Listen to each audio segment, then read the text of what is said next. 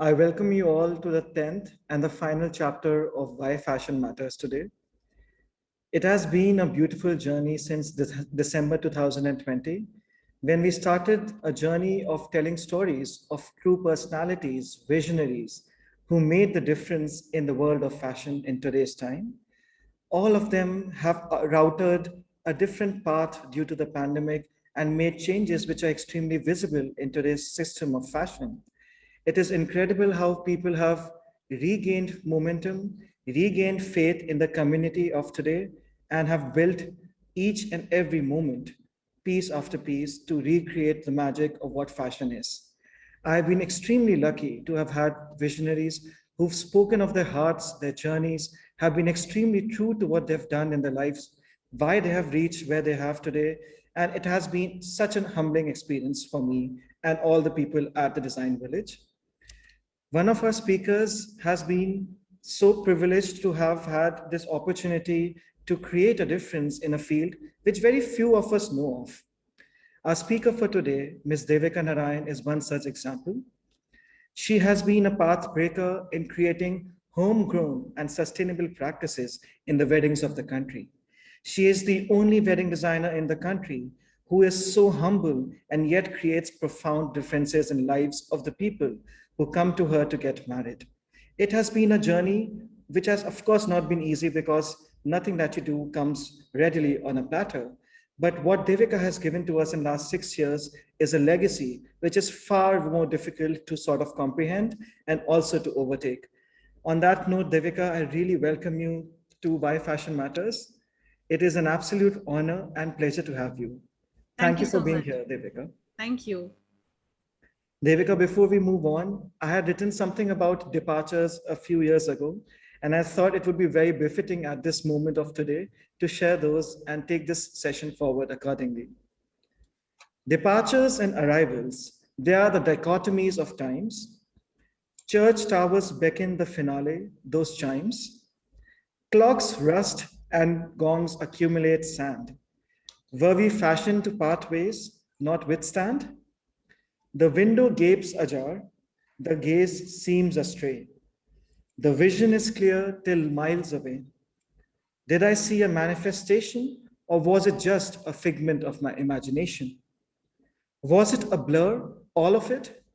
Hallucination of the current times? A mirage of summer, or just a play of dewy like night? Departures is a choice of time now, and so it shall prevail. Thank you. Devika, you inspire us to move beyond a closing veil. For us, this is just a beginning of a new start. It is incredible to take note of your illustrious journey from Lucknow to New Delhi and now in Mumbai, amidst your home jungle, as you rightly say. Each of your Polaroids have pixeled through intimate gestures of people's lives and how they were made to stand out because you ensured that their heartfelt stories went out and were told in exactly the right manner and fervor. You've set a standard to the wedding design in the country, where wedding planning was not just related to fanfares, but also high budgeted affairs. It is in the truth of those intimate moments that you've found your calling, and it shows vividly in your work and your vision. From a journalist to an aesthete to an emphatic designer who brings spaces alive with indigenous and heirlooms, you have donned multiple hats. We wish you many more milestones to come, and thank you for being here once again. So over to you, Devika. I'm just going to.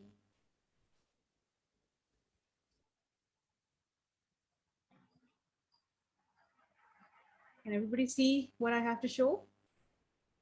Okay, perfect. I'm always nervous about getting the tech bit sorted. Just your volume is a bit low, Devika, if it could be. Sorry, of course. Yes, just give me a Thank you. second.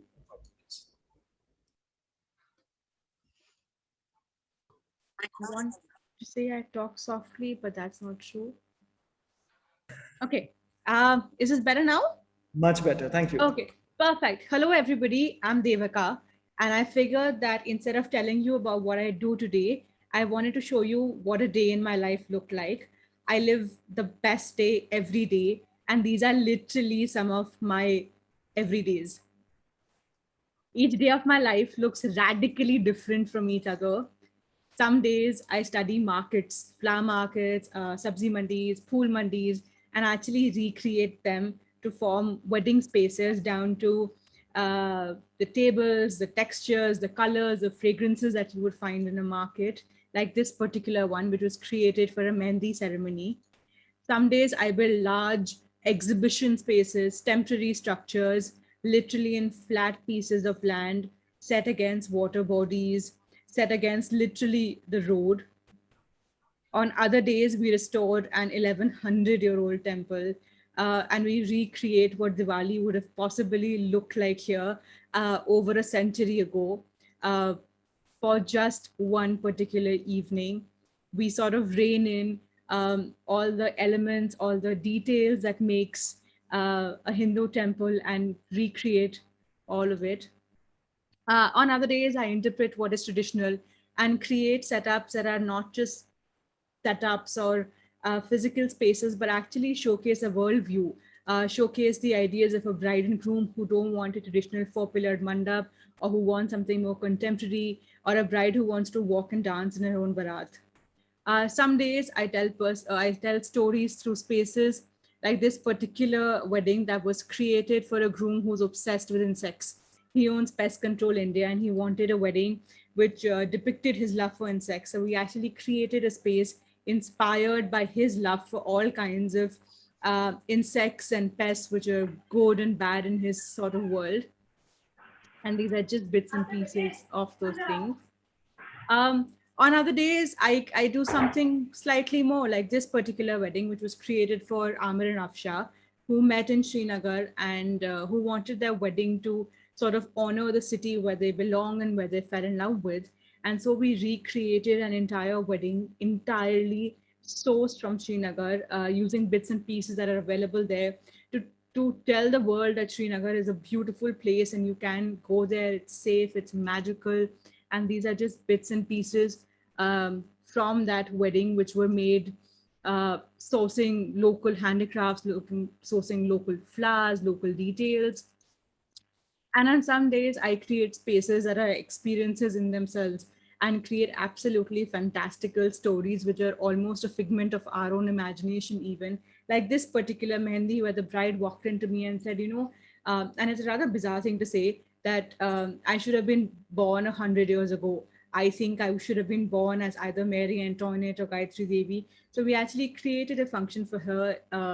A magical sort of setting of what if Mary Antoinette had invited Gayatri Devi for high tea, and what would that space look like?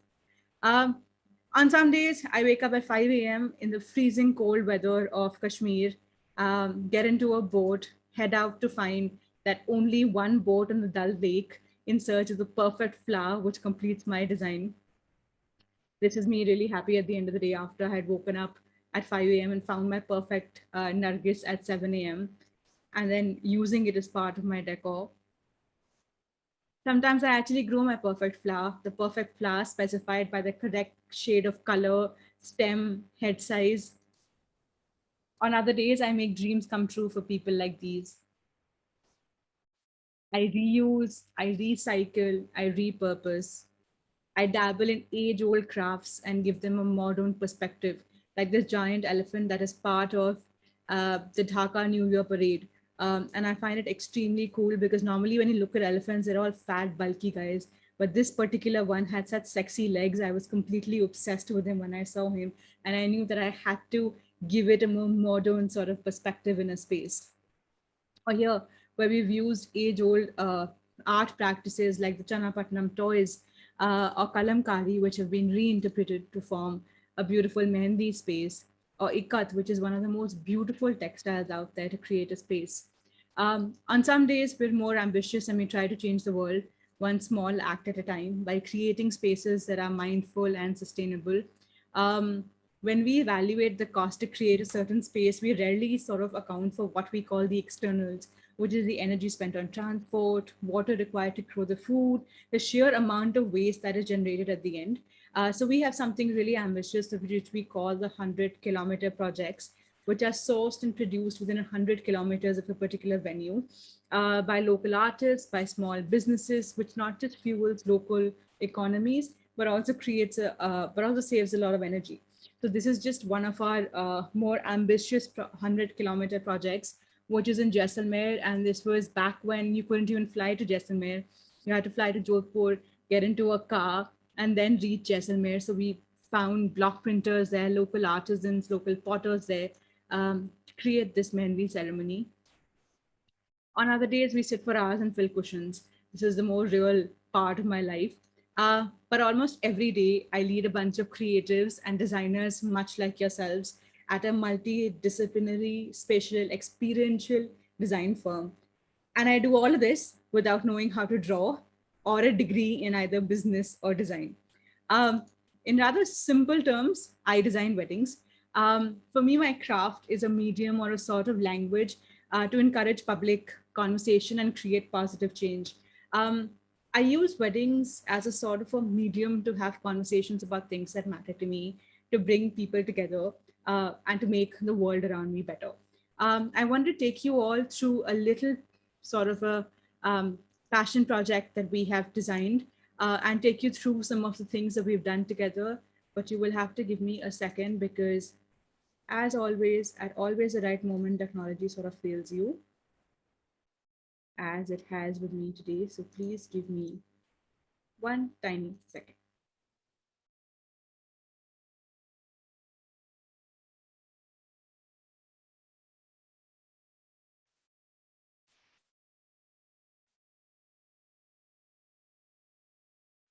I am a very huge believer in the idea that simple thoughts can become grand things.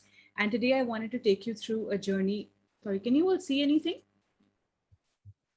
No. Yeah, thank you. I'm glad I asked because I figured you can't see anything. Yes, it's visible now. Can you see my screen? Yes. All right, perfect. So, like I was saying, I'm a huge believer in the idea that simple thoughts can become grand things. And today I wanted to actually take you through a journey of a wedding to show you how we're able to engage with the values we sort of work in. Um, the project didn't start with such grand ideas. It started with, as always, as most weddings do, with a bride and a groom sitting across a table and saying, we've chosen where we want to get married, but we want to make sure that our wedding is not too wasteful. They were getting married in Jaipur. They've been to a lot of weddings in Jaipur. And one of the things they told me right at the beginning was that, all weddings in Jaipur feel very royal and opulent, but we're getting married in a fort. The bride sort of quipped at that moment and said, we also want to make sure that we're not wasteful, because when I go to a wedding, I see so much waste, it breaks my heart. And can we do something about it? And they said this and they walked out. And at that specific moment, I remember uh, realizing that we don't just have to do things differently, we have to do drastically different things to sort of encourage the values that all of us had put on the table together to see how we could bring it into a wedding. Sustainability, or the idea of it, and that's what our goal was, to make a wedding that was more sustainable than any, was not just more sustainable, but was in some gambit a more mindful, sustainable wedding. And for us, sustainability isn't just a fad diet. It's not gifting plants. It's not simple greening out measures. We wanted to see whether we could encourage some values that we believed in, that the bride and groom believed into the space. So we began by asking two rather simple questions. The first was, where are things coming from? And the second, which is, where are things going to go once the wedding is over? And it's these two rather harmless questions that led us on this epic journey that enabled us to grow our own raw material, work with individual artists, karigars who've been doing this business for generations. And our effort wasn't just to find better, but to also ensure that everything that we used was able to, we were able to find it a home at the end of it, where it's treasured, where it's reused or recreated to make something better.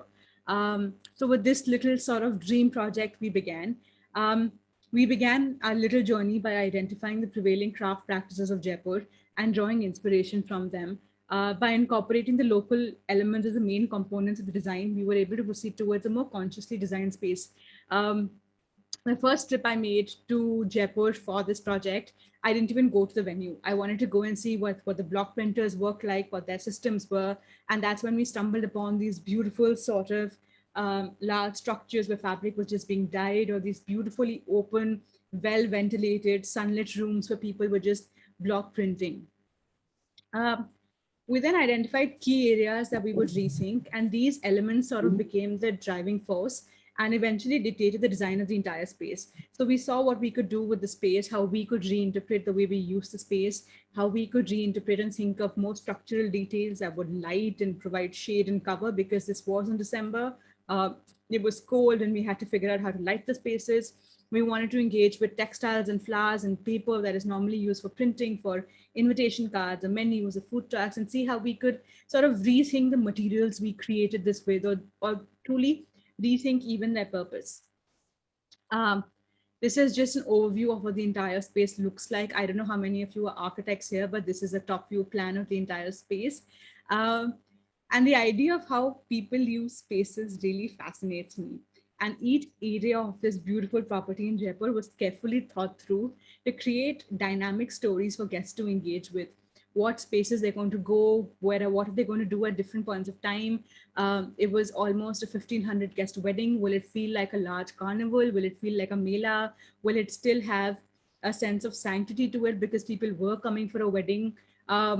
Questions like, can you practice sustainability at scale? If you have to feed 1,500 people, are you being mindful? Were all things that we were thinking about, and we made sure that the space sort of defined it in a way that we were able to create more memorable spaces for everybody who sort of walked and experienced the space. Uh, with 1,500 guests, we had about 600 feet of buffet. That's the amount of food that there was. And of course, a lot of the food, most of the food was locally grown and sourced. And these were really old recipes that belonged to the family. But the buffet was articulated in a way that guests could experience each cuisine. The dessert was moved to a separate area closer to the exit. And there was a central bar that was the focus for all guests. There's nothing that's more hurtful than being invited to a wedding and being made to walk through 600 feet to find food for yourself. So we made sure that it became a more collaborative sort of an effort where it was more curious. You could stumble on bits and pieces and actually choose what you wanted to eat. Um, the wedding ceremony, which had fewer guests, became a more intimate sort of a space to honor the sanctity of the ceremony. There were only about 200 guests, so we made sure it was put in a corner where people could come together as a family and actually truly rejoice in the meeting of two people coming together. And then intimate corners were created for guests by placing furniture in a way that would lead to conversation. That's the one thing that normally when people go for events or weddings, they forget to talk to each other because the music is too loud, the seating's always facing one way. Uh, and our intention was to create a design that brings people together, because design that brings people together is good design, right? Just bits and pieces of what these corners were. Um, when we were on our first inspiration sort of trip to Jaipur, we came across these stunning structures in Sanganer. These are just bamboo structures on a concrete sort of beam. But tons and tons of fabric are put out to dry. And we wanted to replicate one of these structures to sort of bring in.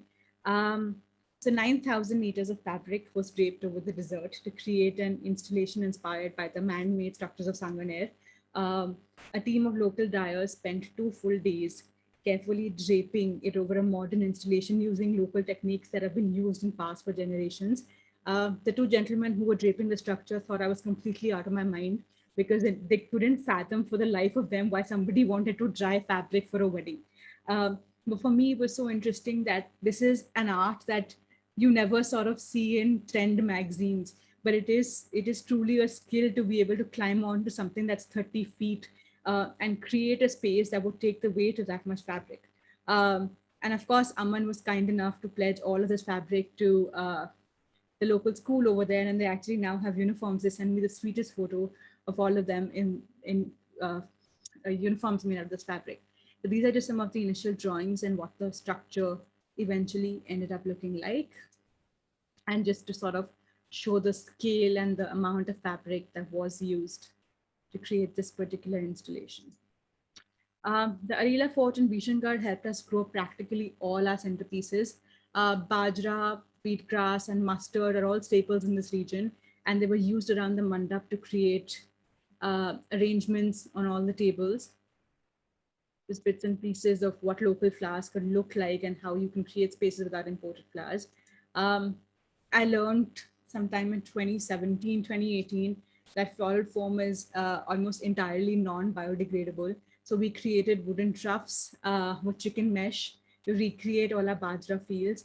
And it was really cool because once the bajra had dried, they could be retained over long periods of time. In fact, even 2.5 years down the line, these arrangements still exist in the hotel property themselves, and they've used them over the years to sort of stay. And to me, that's one of the most beautiful examples of something living far longer than that one particular day. Uh, Personalized art was created for all the linen. The patterns were hand drawn by our team in Mumbai and then carved into individual blocks and hand printed on untreated cotton by local artists. And we worked with multiple small businesses and trained craftsmen to source, print, and tailor all the fabrics for this particular wedding. All the print collateral, whether it was welcome notes, food tags, menus. We actually made a food map to help guests find their favorite food because, like I told you earlier, there were 600 feet of buffet, so you had to figure out where to go. All of this was printed on seed paper, which was made in Jaipur. This is the food map that was designed for the event, which was a step-by-step guide to know exactly how the rituals were taking place, which were printed on ceremony cards and a little map to tell you where you should be going for what.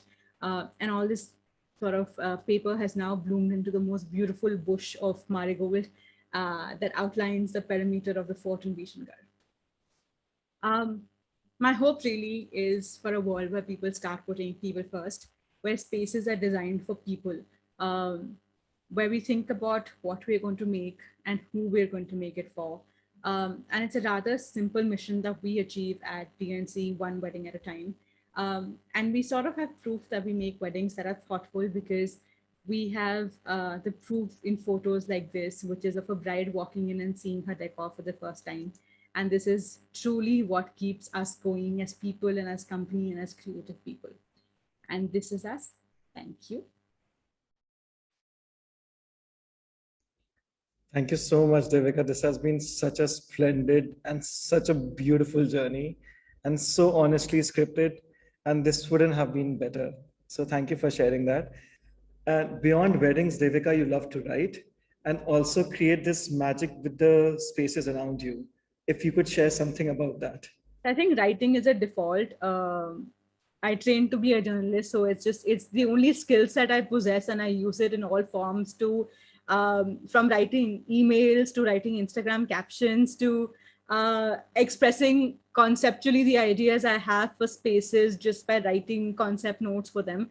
So I think that's just like I think all of us have a superpower. That's like one of my superpowers. I'm just incredibly lazy, so I don't do it enough. But that's about the writing bit of it. I think I figured when I was in my early teenage years, the impact space has on your creative output or your mindset. And I think back then I wasn't able to articulate it into words, but my room would change every 3 months. I would paint my walls. I had very encouraging and very patient parents, thank God for that, who let me do this kind of nonsense where I would paint my furniture, paint my walls, bring the inside out, bring the outside in. I had the privilege of doing it as well. And I think increasingly now I understand how much your immediate surroundings have to do with how you're able to do better. So the day I have a creative block, I redo my house. I move furniture around, I move plants, flowers around, and suddenly my creative block sort of goes away. And it's a really bizarre way of addressing your own creative minds, but I think it's very important to have a space around you which is beautiful, whatever your meaning of beautiful is, whatever your means of making a space beautiful are. But I think it's important to make that little space for yourself to express yourself. And I think inspiration is both ways. You have to create inspiration, and that's my way of making making a world around me that is a constant source of inspiration for me. Talking about your space, your own world, please tell us about your home jungle. I've seen such incredible posts. I think for all of us that are from smaller cities, we're used to gardens, we're used to trees, And now I live in a tiny house in Bombay, which has no garden, nothing. It's just like a concrete jungle. So, and I mean, you figure out by all the things that I've shown you so far that I'm quite obsessed with flowers. So I used to initially go to the flower mandi, get flowers home, but eventually I realized that they kept dying every week, and I didn't earn enough back then to keep getting fresh flowers home. So I started bringing leaves and plants home, and now I have this giant jungle, which is got like I have about 8 trees in my living room and a bunch of smaller things. I grow my own vegetables, I grow my own flowers. Um, but I think in fact it's now a huge strain of design, which is called biophilic design, and just how calming it is to create a space for you which feels like an oasis. And I think that's what my home is to me, is a space where I can unwind and think. um, I think as creative people, it's very important to make or find these pauses in your own life, because you can't be I think as designers, we can't say we're artists that we won't deliver today. uh, and as artists, it's almost it's this dichotomy that we live in, right? And as artists, we constantly have to deliver, and we always have to be inspired. So I think my home is a way of telling me when I enter my house, it's a pause in my life saying, now you work, now you sort of leave your work out, now you unwind. And that's what home and this mad space that I've made is for me. That's beautiful. So, what is your idea of a celebration? Is family and friends, lots of laughing and lots of food. And that's never going to change. I mean, a celebration could happen with your three best friends over pizza and a movie. It could happen with 300 of your favorite people. But I think as long as people are laughing, people are together, it's a party. So true.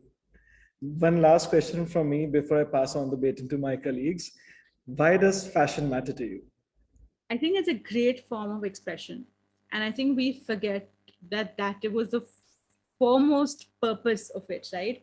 And for me, fashion is in the larger sense of art, whether it is the way you dress, the way you express yourself, the way you walk, the way you talk. And I think it's a beautiful way to sort of tell the world the kind of person you are or the kind of person you want to be. True. And I think fashion is important and it matters because it is our one honest attempt at expressing ourselves. I would always remember that. It's going to be one of the final statements of this series. So thank you for that, Devika. Thank you. Thank you. I have four amazing colleagues of mine who actually have very different perspectives of design and fashion. And I thought it could be really interesting to hear from all four of them. So, first, I have Shovik. He actually just passed out of his fourth year of undergraduation in graphic design. He is an amazing storyteller and a very kind person at heart.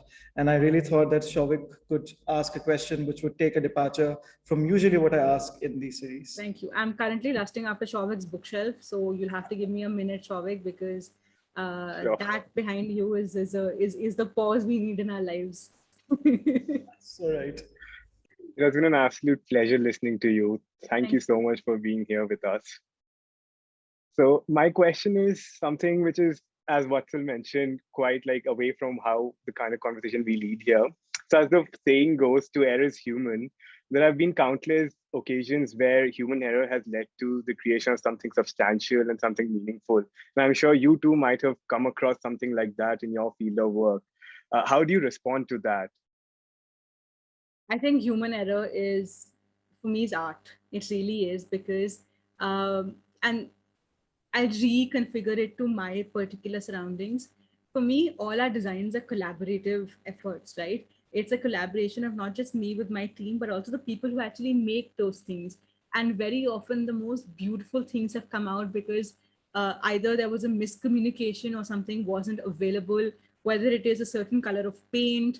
I once had for one particular wedding, our painter ran out of paint, so he decided, because he wanted to be artistic, to only paint the bottom. He started painting the bottoms. The tops were supposed to be another color. He only painted the bottom of all our pots and left the top. And while, I mean, he called on the phone saying, I've done this. And my team member was absolutely livid when I walked in and realized how fabulous that was. Um, and it happens so often to us that a karigar will look at us and say, listen, can we tweak this way? Or, you asked for metal, but we found wood instead. Would we do that? Or the Bishangarh wedding I showed you where bougainvillea was not in our story at all. And my florist had run out of flowers, and I had walked up to him and I said, I don't care what you do, but cover that woodley with something. And he walked out, he found bougainvillea. He was just petrified because I was asking for flowers. He chopped the bougainvillea and put it there. It wasn't part of our theme, but it just ended up looking like the most phenomenal thing ever. And I think as artists, mistakes are amazing. A, because they lead to more art, and B, they always lead to more learning. In fact, I don't know if you heard me saying in the Netflix video, we actually, in all our designs, when we're doing block printed, we wanted to show human imperfection. Because otherwise, when you draw straight lines, if I told all of you to draw straight lines right now, there would be like tiny imperfections, right? We're all humans, our hands shiver, our pens are different. And I think it's beautiful to see that in design. For any of you who work with craftsmen, you could be giving this particular glass to the same man who has made these glasses for all his life. You give him 100 glasses to make, they'll all turn out to be different, because that's how a human hand is, that's how a human temperament is. And to me, there is a certain beauty in what is handmade. It's a huge difference from the world we're used to living in, where everything is commercially made, everything is machine manufactured. I am a huge lover of anything that has a dent in it. When I go to a shop, I love you know what they call the rejects? To me, that is heaven, the reject bits, because you can see where someone's thumb has fallen, or there's like a little gap on in the plate. Because to me, when things are made by hand, you see those flaws. And for me, those flaws are what makes a product beautiful. You can make everything in a factory today, right? There's no personality to it. But suddenly, because there's a crack somewhere, there's a little thumbprint somewhere, you can tell who made it, how it was made. There's so much you can tell just by these human errors. And to me, it is, like I said, a passion project to somehow showcase these human errors as being beautiful as well. Thank you so much. That's a Oh, very beautiful I hope I answer. answered your question. I know I went Yes. right into the middle. No, definitely. Thank you. Thank you, Shavik. Thank you, Devika. Devika, next I have Karan. He is a postgraduate student who did a phenomenal dissertation on persuasion through design and talking about ethical practices in design. And Karan now is a researcher at the Design Village. So we thought it would be great if he could share his thoughts with you and if you could oblige. Of course, that's very super, Karan. Congratulations. Thank you, Devika. So, hi Devika, it's a pleasure to meet you, and we are so glad you're here today with us. So, I was wondering, how do these grand weddings impact the common people who are part of the process but are not able to afford such elaborated affairs? How does it impact their perception of weddings? I think what it does beautifully is that it's causing a shift in trends. It's what makes trends. Um, I'll tell you a story from one of my most favorite fashion designers. It's a bit sort of stereotypical, but I love the work Sabyasachi does. And there was a time when somebody had asked him that, you make these beautiful Banarsi sarees, and everyone's copying your sarees. How does that make you feel? And he turned around and said, listen, if people are going out there and asking for handmade Banarsi sarees and giving weavers more employment, I'm doing a better job. And my job is done doubly as well, right? And I thought that's a phenomenal way to look at what you do and the kind of change you make. Because today, when I hire local artisans and craftsmen and I tag them in my Instagram posts, I know that a whole bunch of people reach out to them for different kinds of things. They get more work. They get a place to showcase their craft. After we did the Bishankar wedding, we had the whole Vogue and the whole Netflix team with us. This wonderful young fashion student came to me and said, I always thought block print was just bed covers. I didn't even know it was so much effort. And my heart both sank, and I was so happy because there was this sort of split moment in me where I wanted to smack her and say, what do you mean by block print is only bed covers? But a part of me would say, I'm so glad I've opened a world up for you to see that there is more. And I think it's a great thing if people are going out there and saying, listen, what is craft? Where do you find these things? How can we make our weddings different, and reaching out to every one of these craft clusters and making their lives better? And in the perspective of weddings as well, if the people you look up to are having a certain kind of wedding, or they have a certain kind of home or a certain kind of life, and that becomes aspirational, I think it's a great thing to make sustainability aspirational, to make plastic bottles go out of fashion, to make craft more fashionable. I think all of those are great things that have a trickle down effect. And I hope that we are doing that in the world of weddings, where people are going to other planners, people are going to their tent walas and saying, can we be more sustainable? Can we not have plastic? Let's not use this, let's recycle. To me, that's a great vocabulary. And no matter what way it's practiced, no matter what way, whatever your means are, you sort of dabble with those ideas. But as long as it's opening up people's views to these thoughts, these questions only of, can we do this? Does it happen? I think these are great thoughts to have. And even if that's all that we do in our lives, it's going to make me very happy. Thank you, Devika. It's so nice to have such an impact. Thank you. Thank you, Karan. Devika, now I have someone whom I would love to introduce to you. I think you and Sneha would find a lot of commonalities. I love Sneha's hair. I've been looking at Sneha's hair ever since we did like a 5-minute joining in early, and you never let me speak to her because you chased her away. No, if both of you can continue now. Devika, Sneha is primarily a weaver and an amazing textile designer. She can weave out of anything that you give her. Oh, wow. Of course, that at some point she could share her work with you to understand. The idea is that she finds inspirations in everything, like you said. And it is amazing how we talk about sustainability very remotely, but thanks to Sneha and her work, that she's been able to inculcate the same to the students at the Design Village, how sustainability takes a forefront and everything that you do has a meaning in life. So Sneha, over to you. Please take it forward. Hi, Devika. Thank you, Vatsal. Now I'm feeling a little awkward. This is all online, not live. I would actually like to start by saying something. It's a very rare scenario, at least for me, where I genuinely believe in someone's work as such. And after hearing you, like I would definitely always like try to find an opportunity to work with you. Like I would love that, because I feel humbled and embarrassed by your sentences. No, like it is so warm and true. Like, hi, sorry, I saw your puppy. Sorry, this is me. Sorry.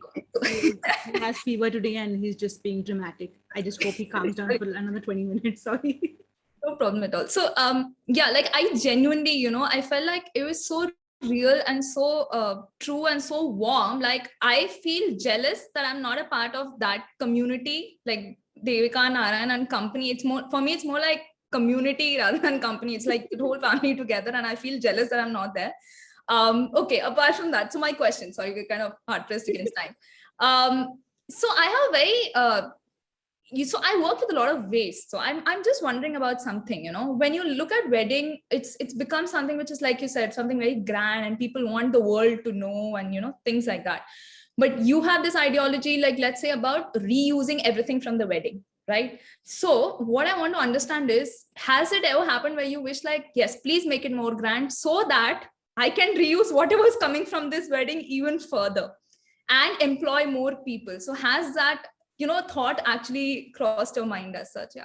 So it is a shameless thought, and it has. I won't lie about it. So firstly, the minute the guest numbers go up or the space goes up, we're hiring more people. And to me, that's a great thing to be able to just, I don't think people in the art world understand how many people weddings employ. Like a 150 guest wedding employs at least 300 people. And to me, it's a great source of like not just basic daily employment, but also encouraging art and craft, but also sometimes like the 9,000 meters of fabric, right? That's a lot of fabric, and you would know this, right? But to be able to make uniforms out of it, or to say that, we will recycle it. I was speaking to a lady who makes paper and recycles fabric to make paper.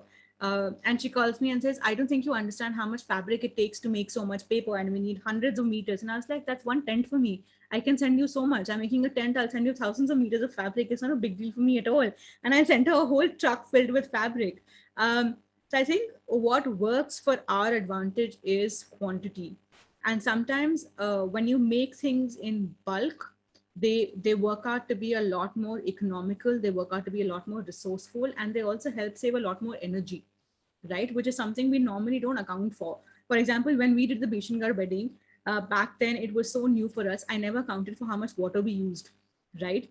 To make that small, to just grow. But if you're growing a lot more flowers, you'll need lesser water because you're growing in the same kind of space, small things like that. So I think sort of leading up to what you were saying, everybody thinks that once the quantity increases, you can't be sustainable. Of course you can.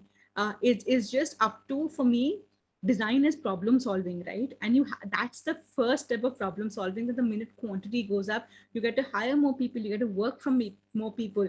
Where you were working with 1 unit, you get to work with 5 units of whatever it is that you're doing.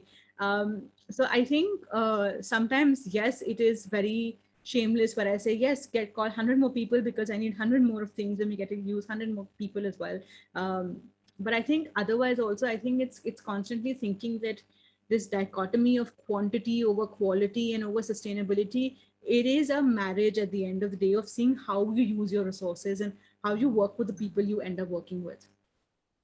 Thank you so much for You're that. most welcome, and I'm going to take your contact from Vatsal. Vatsal, Yes. sorry, this is now a public. Sorry, guys. I didn't mean to do this, everyone. Thank you. I'll surely pass it on, Devika. Thank you, Sneha. Devika, I have with us Latika. She actually heads operations and admissions at the Design Village. But beyond that, it is not about that. She is the first interface of TDV to the world.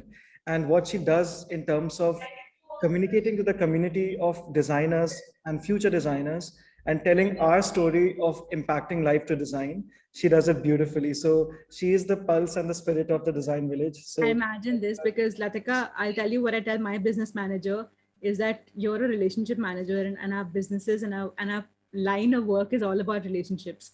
So I can vouch for Vatsal saying that you are a very important role player at the Design Village. So, but I think, you've heard it enough from all of us, but honestly, it's been a pleasure listening to you Thank you. and to understand your ideology at such a young age, and to understand what your vision is and how beautifully you are taking it forward. So first of all, kudos for that from all of us. I think we all can resonate with it, because the Design Village in itself, sorry Vatsal, I'm taking off my question little bit and just taking up this 2 minutes extra. But the fact, that at the Design Village, it's the same thing. It's a bunch of young, enthusiastic people who really want to bring about that change, and how, they are actually contributing to that change. So I think there's so much beautiful to learn from you in that, and it's really amazing.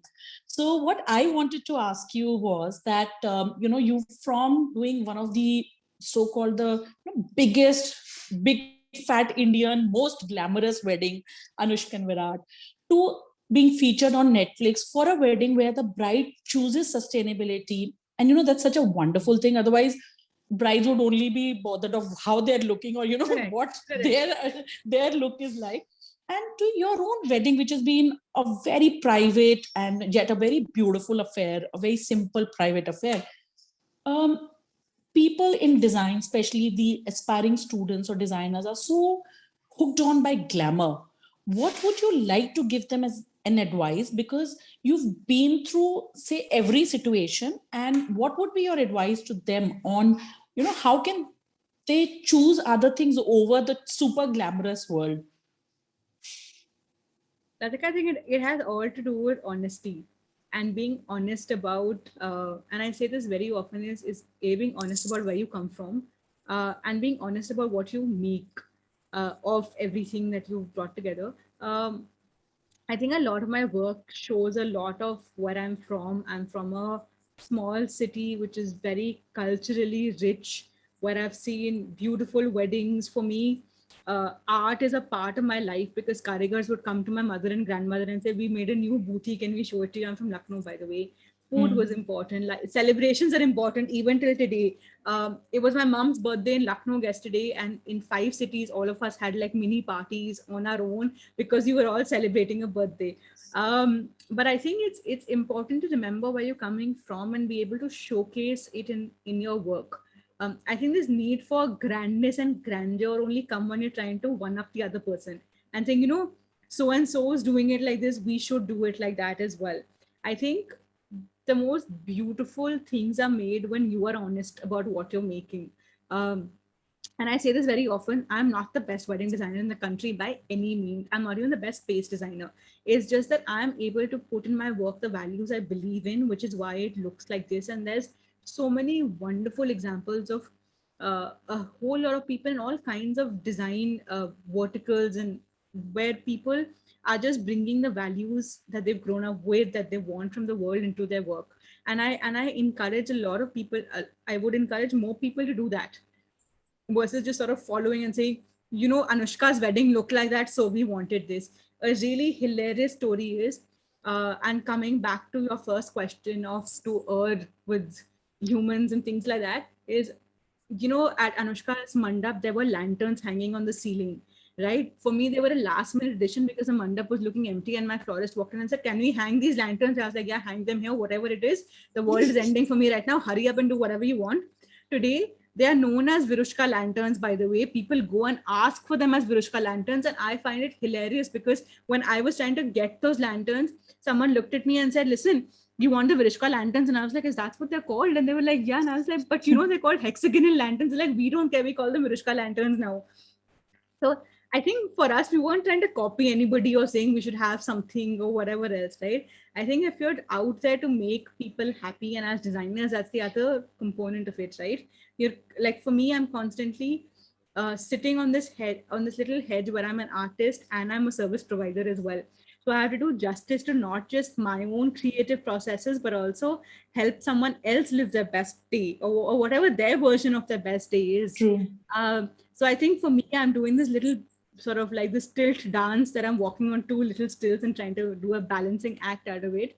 But like I said, being honest to yourself and making sure that you're delivering on a promise should be your two key guiding factors, versus saying we should do something because somebody else is doing it. That's a horrible reason to do anything in life. So, as I told you also, I think your ideology and TDV's ideology resonate so much. I love your college, and I don't think I've spent enough time telling Vatsal this, but before he called me, I had spammed all of you. I'd looked you up online. I've seen all your courses, seminars, and I'm truly amazed at what you are doing, because it is a very different perspective to not design, but to life. And to me, they're pretty much the same things. I mean, if you're not living a beautiful, artful life, you're not going to be able to make art. And I have to say that what all of you are doing is truly, truly not just amazing, but groundbreaking. And I wish you all the best. And I'm both embarrassed and humbled by being here today, because I don't think, with all the nice things you're all saying to me, at the end of the day, I think of myself as a tent wali. So all of this is like fancy ideas we sort of put to it. So again, that goes against to say how humble and how grounded you are. And I'm definitely going to use one or two of your punchlines when I'm speaking to students, because they come with this thought that why fashion design? Because they want to make something like Anushka wore for a wedding without realizing what was it that they liked about it. So, honesty is what, when you said it is so true. And we would love to have you physically visit our campus, interact with students. It's going to be an amazing experience for all of us. Yes, I would love to. And from what I see, you have a very good looking college also. So I would love to. Yes, it is really nice. Would love to. Thank you so much, Devika. It's been a pleasure Thank you talking to you. Also for being here. Vatsal, are we done? Vatsal has more things. No, so Devika, it depends on you completely. There are 2 students who are planning to join the Design Village, and they sent in their questions for you. So if you would like to, and if you do have time. Of course, I'm here. I have water. I'm downing my water and taking your next 2 questions. Please tell me. So Shashank from Hyderabad asks you, what is that one thing that keeps you going even in those most stressful times? I say this to my team all the time. And I know it's a bit, it's a very arty way of looking at it, but you have to love what you do. If you don't love what you do, then you're in for a terrible ride, because as artists, as creative people, as designers, specifically to what I do, when you're standing on site at 3 a.m. and a bride is crying on the phone because pink flowers turn out to be red flowers, and it's freezing cold, the only thing keeping you going is your absolute ridiculous love for what you're doing. And it doesn't matter what you do, you have to find the love in whatever aspect of what you do, whether you're an accountant. And I'm not kidding you, I met a CA who is obsessed with his job. He loves what he does. The way he talks about what he does, I feel like I have the worst job on the planet, just because I spent an hour with him and he was so enthusiastic about what he does. I think it's very important to find that joy in what you do. And it doesn't matter what it is that you do. It doesn't matter if your work gives it to you or a hobby gives it to you, but it is the joy that keeps all of us going. And for me, it is the joy of, I showed you those 3 photos of that bride walking in. Everything is worth it because it's the only time I have it captured on camera, which is why it's it's my favorite photos. It's the only 3 photos of my decor that I have framed in my office. Because to me, that's what we work for, is to have that moment of not the guest saying wow, which I also love, but just having a bride walk in and saying, oh my God. So find the joy in what you do. That's so true.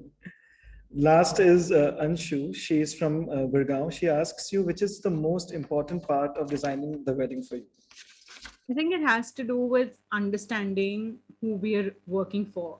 And it's very easy to forget that at the end of the day, like I was saying earlier, that we are a service-based industry. We're here to make somebody else's dreams come true. And I think it's very important to be able to listen to them, understand what they want, what their guests want, and then sort of translate it to anything else. I think as designers, we forget to listen. We approach whether it's fashion, home, textiles, because we are creative people. We always walk in with a bunch of ideas and say, let's do this, let's do that. This looks cool. This is trendy. But I think it's very important to take that first sort of pause and understand what the other person is saying. And everyone's language is, I mean, most of us are rather inarticulate, even though they may be throwing adjectives at you like minimal and grand and beautiful and sustainable. It's about delving a little further and figuring out what they want, because that's what gets you those 3 images of that happy bride walking in. Is doing that one step more and understanding what their vision is. Thank you. What is that one thing you would like to leave all of us with? That one message for the new students who would join us in few months and the ones who are going to go out to the industry to make a difference. 1, hydrate after a call like this. Number 2 is, you know how we're all always talking about finding your passion. Don't listen to that nonsense. Find something you're good at and then shut up and do it. Put your head down, put in the hours. There's no easy way. On the other side of 30, it feels very nice to say, find your passion. But I think when I was starting out, I was not finding my passion. I was trying to make some money. I had found that I was good at a certain visualizing of something, and I wanted to do it in the best way possible. And I think most of the people who are doing what they love today forget that that's how they were starting out.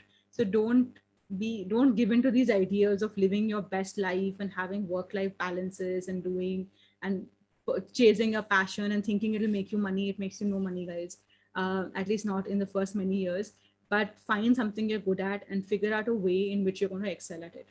And that is the secret to doing well in the creative sort of world. Thank you. Thank you so much, Devika. Thank you all for having me. I am truly inspired by what all of you do. I am one shameless follower of your Instagram page and your YouTube page now. So thank you. And I hope to physically see all of you. Thank you, Vatsal, for being so patient and for having me here and for chasing me mercilessly till I stopped being shameless and got myself here. Thank you. Such a pleasure. Thank you. You please take care, and we look forward to having you here very soon. Thank you, guys. Have a good weekend. Bye-bye. Bye, Devika. Thank you. Thank you so much, everyone, for tuning in. It has been such a befitting end to Why Fashion Matters. When we began in December of 2019, we never thought we will come so far. There were these dialogues which we thought that let's try do one. Let's see how it goes. Let's get a big name and see if that is something that can garner a reaction. But I think it has been so organic. We have been so blessed that each and every speaker, each and every guest added their own flavor to the series. It is almost as if it's growing like a being of its own. And today, when you look back in retrospect, each of these 10 journeys have been so essential to talk about what we at the Design Village believe in, not only in fashion and textile, but the whole philosophy of leading a life to design. I really hope that there are many more series which come by your way and inspire each one of us. And I thank each one of you. And of course, I thank my people who've always supported and stood by me and have made this possible. So thank you, Sneha. Thank you, Karan, Jyoti, Shovik, Latika. It has been incredible. How to say what's you didn't mention my name. I would have never forgotten. I would really like to thank Mridu because I think it has, if she wouldn't have pushed me further, it wouldn't have happened. And I'm happy she did that. And I know how much I cried in front of Mudita to make this happen. And she just gave me that space to grow. and each and every member of the Design Village to let this happen and to let it grow in the way it grew. So thank you all, and we will be back very soon with something extremely and equally beautiful. So take care of yourselves and stay connected and keep dreaming. The dreams will come true. Bye-bye. And Vatsal, a big thanks to you. Nobody would have pulled it off so beautifully the way you did. And thank you so much My for pleasure. bringing in such wonderful guests. Thank you We so look much. forward to the next season. Absolutely. Thank you. Bye-bye.